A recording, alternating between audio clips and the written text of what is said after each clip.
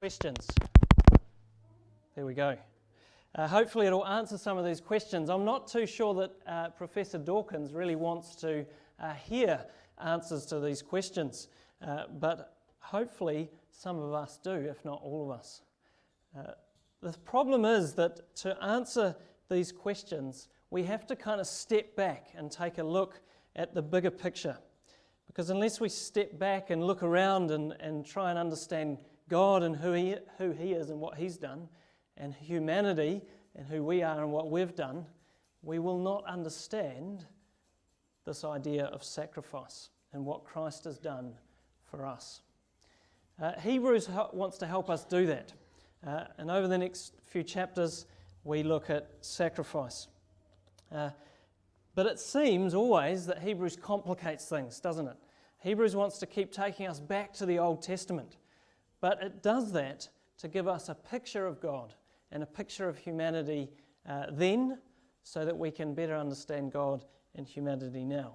Or more to the point, so we can better understand Jesus now.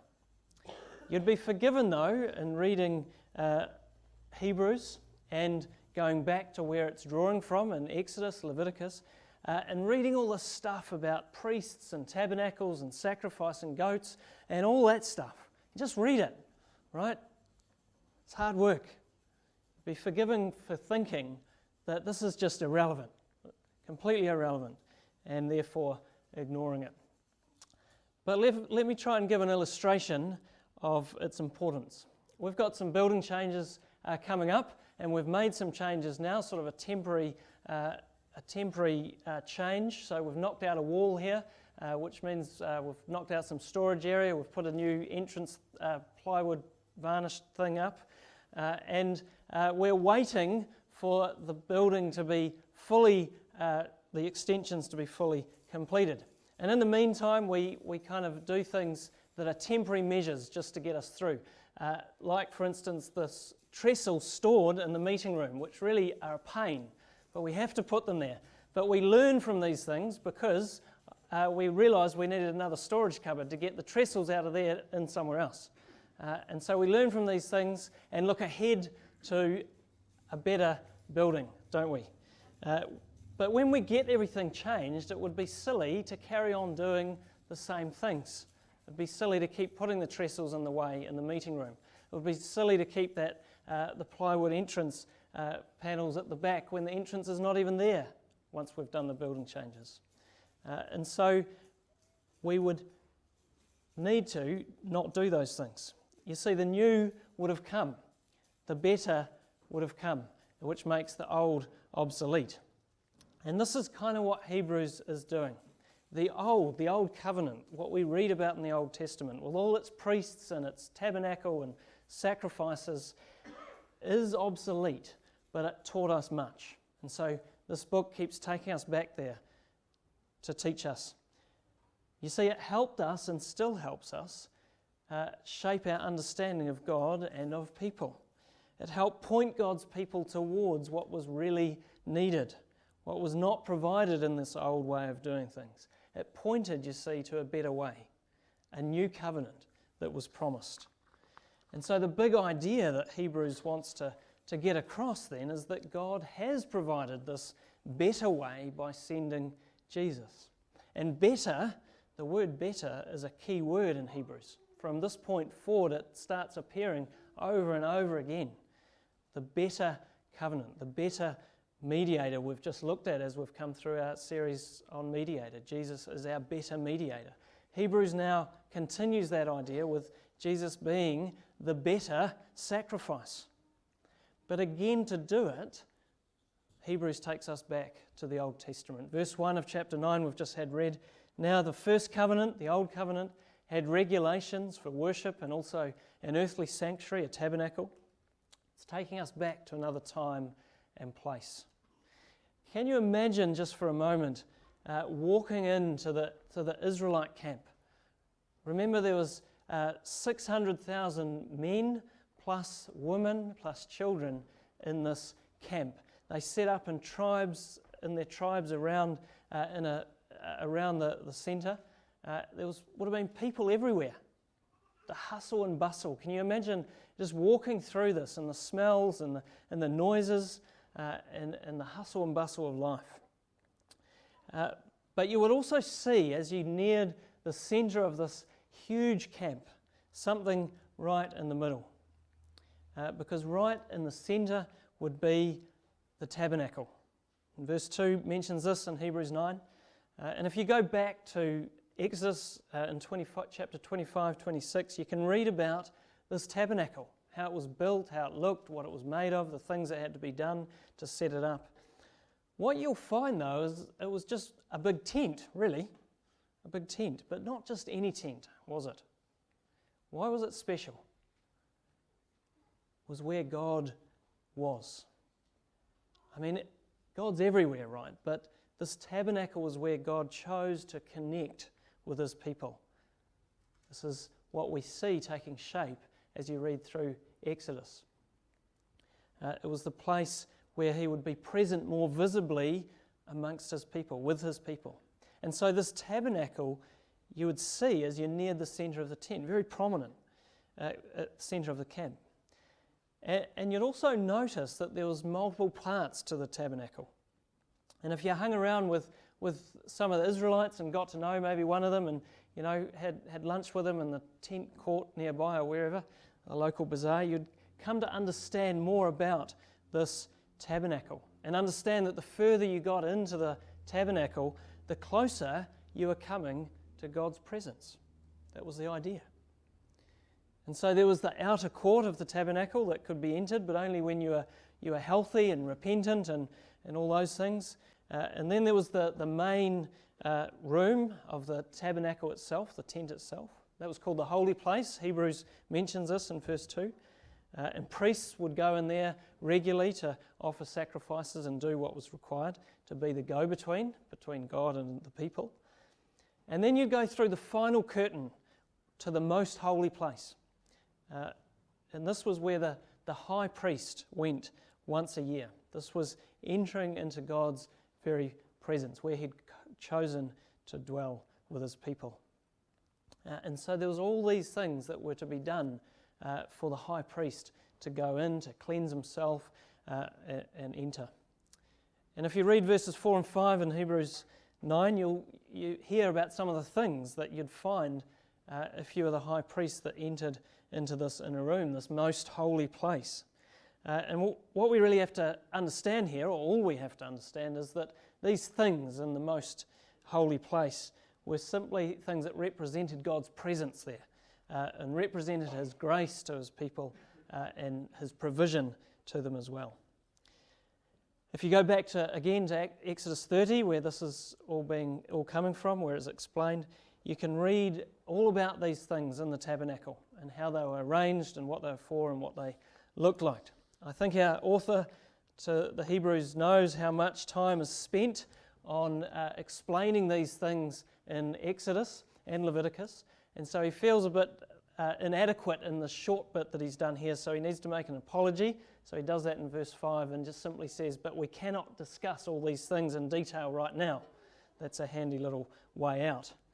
It's important to understand, though, that the most holy place was where you would find God's presence. This was where and how God chose to show He was living and present amongst His people.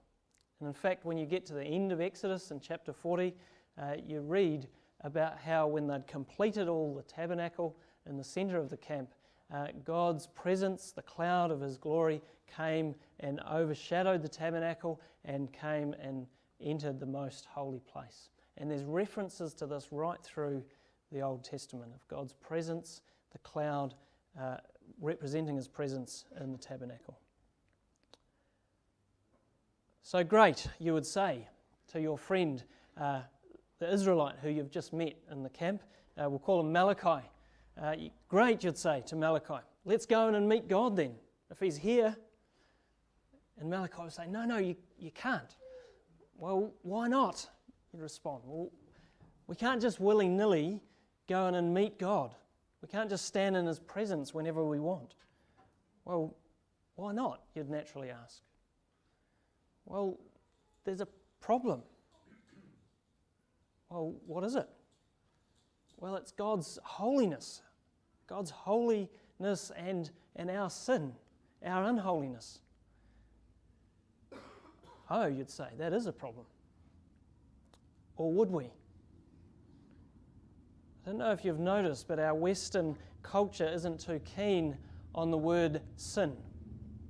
I talked to a guy, it was a little while ago now. He was going to preach in a church somewhere, probably shouldn't name names, and he was explained quite seriously and in no uncertain terms the things that could not be mentioned when you went to preach in this church. The first thing was the cross, the second thing was hell, and the third thing was sin. Do not mention those three things. We struggle with sin in our Western culture. Some churches even struggle, which is crazy. We find it, I think, uncomfortable to think that we might not be that good on the inside and might just need a spiritual checkup. We're not too keen on being told that we are sinners and in need of God's grace. We struggle to see the seriousness of sin because most of the world around us either tolerates it, affirms it, or even celebrates it. Sin is a sinful word. It's taboo. We don't talk about it. And the less we talk about it, the less we notice it. I've been on holiday this week. It's been great. I forgot about all of you.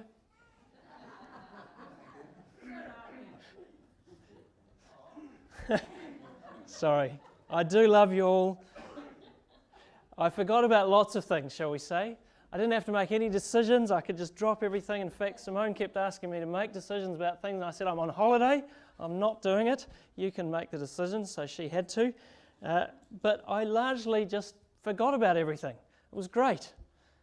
We go on holiday from sin often, I think. We forget about it.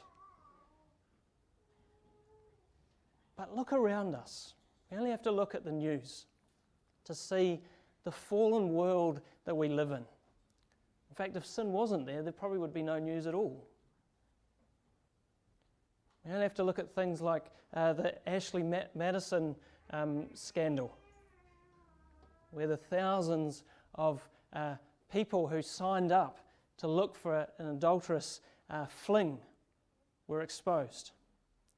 We only have to look out into our communities wherever we live and see the broken relationships, the struggles that people find themselves in. We only have to look at ourselves. Where do we see God's perfection marred? Where do we see His purposes spoiled? Where do we see, in other words, sin? All around us. To eradicate the word from our vocabulary and therefore from our understanding would be like a fish denying water exists. That's the reality. And so sin must be taken seriously. It's the reality of the world we live in. Its effects shape the world we know, even our own. From family breakdown to corporate corruption, from lust of the flesh to pride of the heart. Left unchecked, it destroys the fabric of society, the ability to love, the joy of relationships. It becomes that grit that makes the cogs wear out and grind to a halt. And even worse, and even more tragically, it separates us from God. Because He is holy, He cannot sin, He's perfect. And so, for each of us, He is unapproachable because of the sin that separates. This was the tragedy of Adam and Eve, and by connection, all of humanity, when they were thrown out of the Garden of Eden, separated from God because of sin. And just as rock beats scissors, if you like, or paper beats rock, holy beats sin and destroys it. It cannot tolerate sin. God's holiness, His character, cannot tolerate sin. That is His holy nature.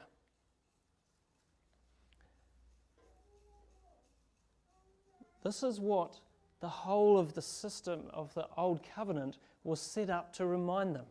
God's holiness and unapproachableness without the grace of God. The people's sinfulness and unholiness in need of God's grace, and the intermediaries through sacrifices and priests in the tabernacle that God had put in place to allow his people to live with their God. And that's why your Israelite friend would say to you that you cannot just waltz into the most holy place and shake God's hand. Sorry, it's just not going to happen. So, Malachi, what do we do? Well, we sacrifice a goat. A goat? Yeah, a goat. What's the significance of a goat, Malachi? Well, the goat dies instead of us. He'd go on to explain. And so once a year, the high priest enters the most holy place. Verse 7 in Hebrews 9 picks up on this.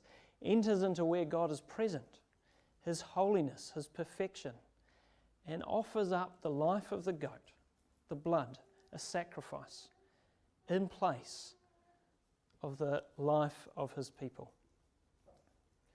And God, in his graciousness, remember, in his graciousness, accepts that offering, that death, instead of the death of sinful people, the righteous judgment on sin.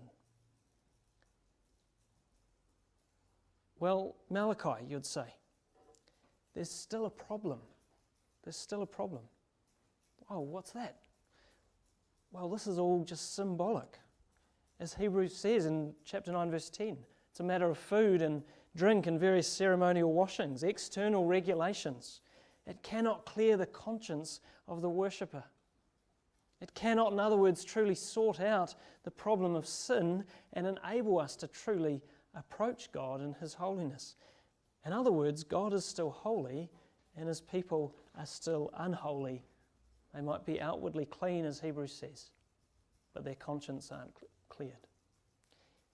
You see, the high priest, as we read about, has to keep sacrificing goats and bulls over and over again. Surely this shows the ineffectiveness of this old way of doing things. Now, if Malachi was a staunch, legalistic Israelite, he'd probably stand up and smack you at this point. But if he was a faithful remnant, a true Israelite, he would respond with a big smile on his face and say, I know, we are waiting. We are looking forward to the time when God will renew all this. This is just a shadow of better things to come. This is temporary until God fulfills all his promises. This just shows us and reminds us of how holy God is and how sinful we are, and therefore the need for God to do something about it if we are ever going to be truly reconciled to God. This is just a temporary building. We are waiting for the new extensions. Or as Hebrews puts it in verse 10, the new order, the new covenant. And so this is what Hebrews wants to get to here in this passage, this new order, this new way of being reconciled to God, sinners to holiness. It's now provided because Jesus has come. Verse 11, when Christ came as high priest. Notice he's the high priest now. Who was it that went into the most holy place once a year? The high priest. But now we have Jesus, a better high priest, a better mediator. When Christ came as high priest, he went through the greater and more perfect tabernacle, the heavenly presence of God, the real presence of God, the actual most holy place, not carrying the blood of a goat, not offering the sacrifice of a calf, but offering through his own blood, his own life as the sacrifice. Full and final payment, a perfect life, a perfect sacrifice. In his sacrifice on the cross, Jesus offers up to God everything that we should be. Everything that we should be. Perfect, without blemish, and dies in our place. In other words, even though not deserving. He takes the consequences of sin. He takes God's holy judgment of sin, death and separation from God. He takes it on himself so that we don't have to. This is why the sacrifice, unlike goats or bulls or anything that the Old Testament offered, is able to do far more than just point us to God's holiness and need for forgiveness. Far more than just outwardly and ceremonially cleanse the believer, as verse 13 says. Jesus is able to cleanse our conscience, to actually reconcile us to God. Jesus' offering means we can actually approach God, approach His holiness, because our sin has been dealt with. This is not just ceremony anymore. This is not just symbolism. This is the real thing.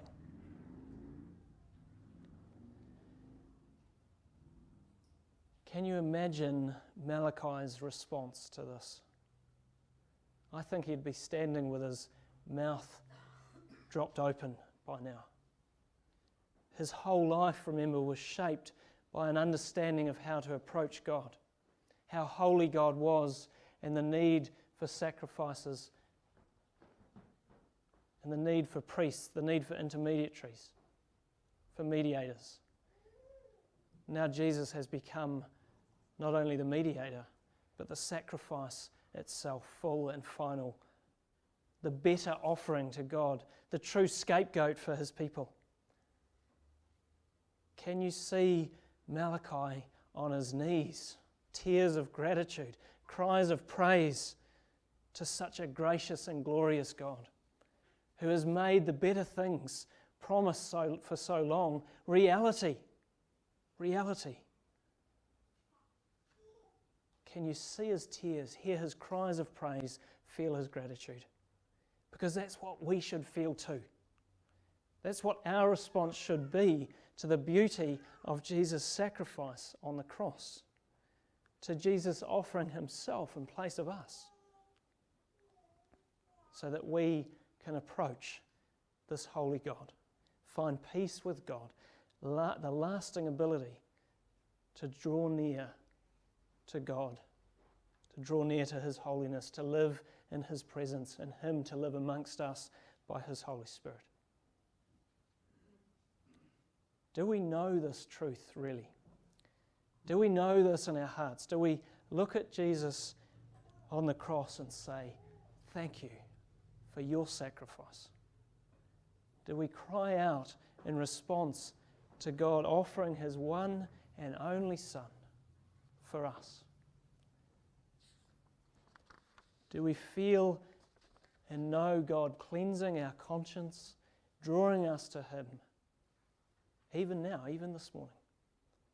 Because this is for all who are near and far off. And it's this heart response, this work of God in us that tells us that God's Spirit is at work, making the sacrifice of Jesus a reality in our own lives, helping us understand that now the shackles and burdens of sin are taken away, helping us see that we are free to walk, to run if we want, for Jesus. As verse 14 says in Hebrews 9, to serve the living God. To serve the living God. You see, because Jesus has offered Himself in place of us, we are now free to offer ourselves, our forgiven, made new, reconciled selves to God. Not doing the things that lead to death, as verse 14 says, things done outside the will of God, sin in other words, but rather things that lead to life, things that serve the living God. Paul Tripp, we've got a picture up here. Paul David Tripp wrote a book called Instruments in the Redeemer's Hands. I think it's in the library. And the title speaks for itself, really.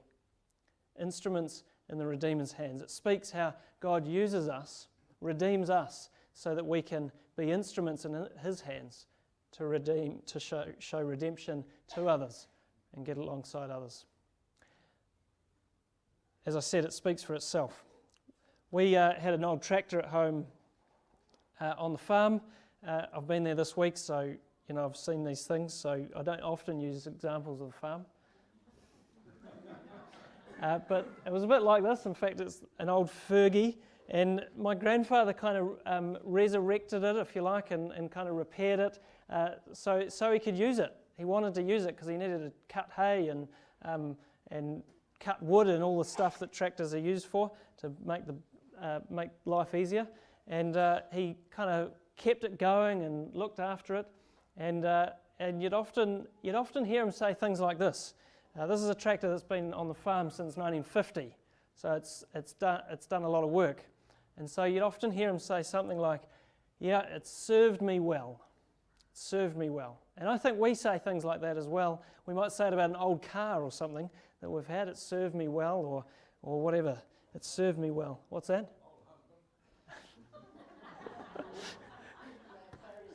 There's some examples I can't use up here, Barry, but feel free next time you... It served me well. Because it's been used for a purpose. Isn't that like what God's done for us? Doesn't he repair us? Doesn't Jesus' offering of himself mean that we can be repaired? Our conscience is cleansed, our sin forgiven, so that we can now be used by God as instruments in the Redeemer's hands. As instruments in the Redeemer's hands. So that we can now serve the living God. And so that we can also hear these same words. You served me well. You served me well. And so coming to faith in Jesus and following him is not just about being grateful and praising God and falling on our knees with tears of gratitude. It is that, but it's much more. Malachi, get up. We have work to do. It's time to serve the living God. And what do you think this means, to serve the living God? I think it means that our whole life, everything we do, is now to be offered to God in his service. There's a similar sentiment in 1 Corinthians 6:19, where we read, "You are not your own. You are not your own." Just think about that for a moment. You are not your own. You were bought with a price. The sacrifice of Christ for us. So glorify God in your body. Serve the living God. He offered himself for us to make this possible. We are now called to offer ourselves back to God. And this sort of thinking, as we grow closer to God, as we go closer to his holiness, because he's made it possible for us to do, this sort of thinking about serving the living God will more and more shape our thinking and our lives. It will shape how we think about people. We are God's instruments of love and grace to a dark and broken world. To people that do not know that love and grace. To people that do not know that they desperately need the forgiveness of Christ. It will shape how we think about money, resources to serve the living God.